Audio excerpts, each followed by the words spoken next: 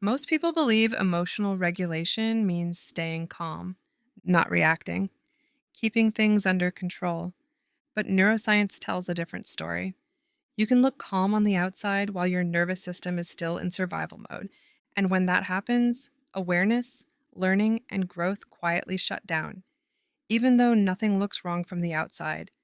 Emotional regulation and emotional suppression are often confused because they can look identical externally.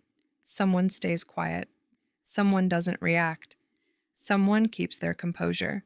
But internally, these states do opposite things.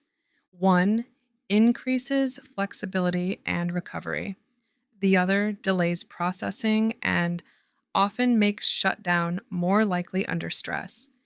This confusion is one of the most common reasons people feel like they're doing the work, but keep repeating the same emotional patterns. Staying calm can come from two very different nervous system states. One is regulation, awareness stays online, emotion is felt, choice remains possible. The other is inhibition. Expression is blocked to stay safe, acceptable, or in control. Attention narrows. The body stays tense, even if the face looks neutral. From the outside, both can look composed. Inside, only one is actually stabilizing the system. Emotional regulation is not eliminating emotion. It's the capacity to feel an emotional signal without being hijacked by it, to stay present while that emotion rises and falls, to respond intentionally rather than reflexively, and to return toward baseline afterward. Regulation is not willpower, it's nervous system capacity. Calm is not the method. Calm is the result when the system no longer feels threatened. Emotional suppression happens when the body generates an emotional response, but awareness or expression is blocked to stay safe, avoid conflict, or maintain control. This often looks like going quiet, freezing facial expression, saying you're fine when you're not, over explaining, intellectualizing, or appearing calm while the body is tense. Suppression is usually learned early, especially in environments where emotion wasn't safe, welcome, or allowed. And here's an important nuance: suppression isn't bad, it can be adaptive, it can keep someone functional, but it does not resolve emotion, it delays it. The difference between regulation and suppression isn't moral, it's mechanical. It's about what stays online under stress. During regulation, activation rises and falls. Awareness stays online, emotion is felt and integrated. The body moves back toward baseline.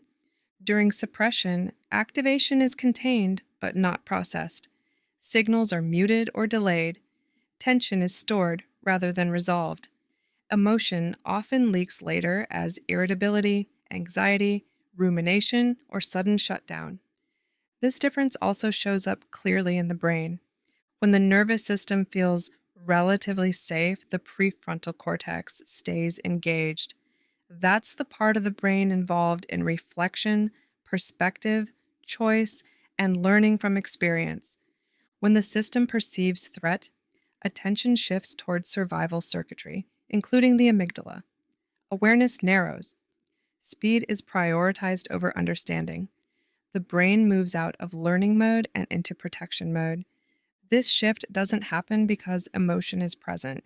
It happens because the system doesn't feel safe enough to stay open. Emotion itself does not block learning, threat does. Freeze is a distinct nervous system response. Unlike fight or flight, which are mobilized states, freeze is immobilization. Language access drops, awareness narrows, reflection becomes unavailable. Because freeze is quiet, it's often mislabeled as shyness, introversion, calmness, or maturity. Those labels describe how it looks, not what it is. For people with early or repeated freeze responses, suppression often develops as a protective strategy, not to control emotion, but to contain it. It helps someone stay functional, avoid attention, or prevent full shutdown.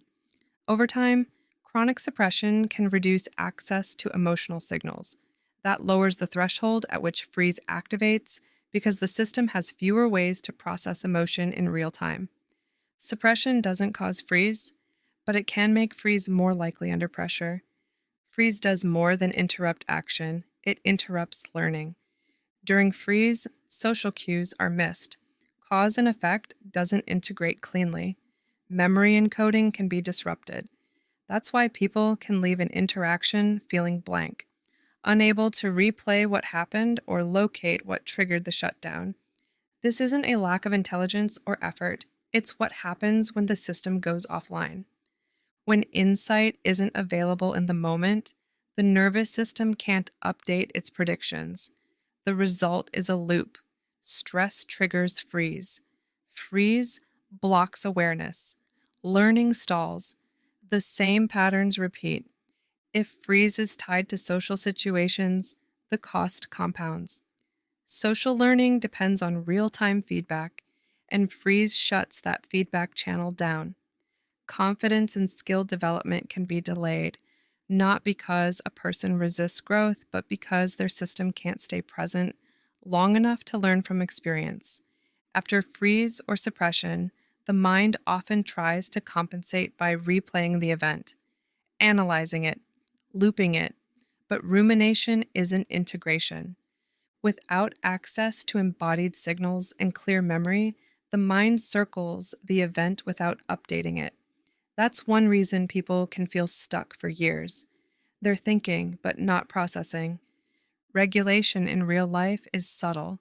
It often looks like walking away without shutting down, saying less without freezing, feeling anger without acting it out, allowing discomfort without urgency, not needing to convince someone in the moment.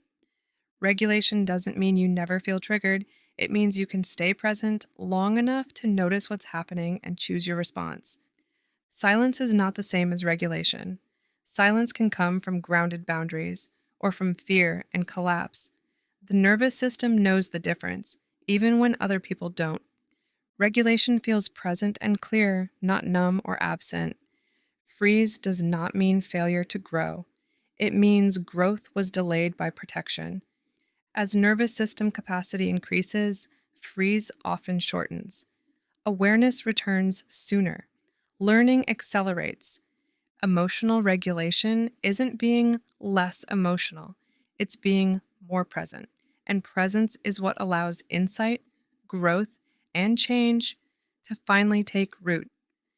In the next video, we'll look at why insight alone doesn't heal the nervous system, and why understanding something intellectually doesn't mean your body has caught up yet. That's where real change begins. If this resonated, notice this over the next few days. When you go quiet or stay calm, does it feel present or tight and absent? Many people were taught to suppress long before they were taught to regulate. If this helped put language to something you've felt but couldn't explain, you can simply comment, "Noticed,"